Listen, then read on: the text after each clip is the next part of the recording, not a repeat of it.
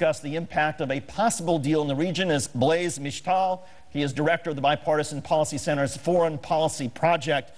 Blaise, we're hearing that the Israelis and perhaps working with the Saudis are now trying to figure out some way that they may sidestep whatever agreement the West reaches with Iran. What do you make of those reports, and are they credible? Well, I think, first of all, it's important to note that what we're seeing is a disagreement of tactics between Israel, Saudi Arabia, maybe France, and the United States. All sides want to make sure that Iran doesn't attain nuclear weapons. It's a question of whether they think that the deal that might be struck in the negotiations that are starting tomorrow in Geneva will limit Iran's ability to break out and gain a nuclear weapon. Israel has been very vocal about its concerns that this deal will not do enough. It's had a number of partners in that, including France, Saudi Arabia, and even a large majority of the U.S. Congress. We saw the President of the United States today trying to brief members of the Senate who are skeptical that the United States could accept a deal with Iran and actually trust it. Are there indications to you, though, that all of this is a signal that perhaps the United States may be very close to an agreement? Because after all, if the Israelis and the Saudis are so upset and there's the President trying to brief members of the Senate, that would seem to indicate that at least the administration believes this next round of talks may actually produce something. That's right. I think there's been an expectation that we're very close to an agreement since the last round of talks about 2 weeks ago, where we saw Secretary Kerry fly into Geneva with hopes of concluding a deal. That didn't happen.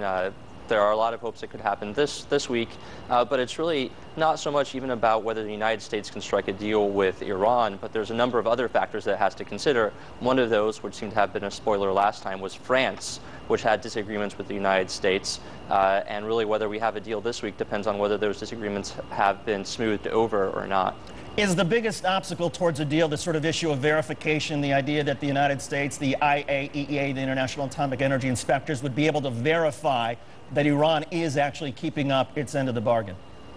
I think it's two things, or actually three things. First of all, what exactly are we asking Iran to give up? So what parts of its nuclear program do we want them to stop pursuing or slow down? The second is verification. How do we make sure they're in fact holding up that end of the bargain? And the third is, what do we give up in return? What sanctions do we lift in return for what they're willing to do?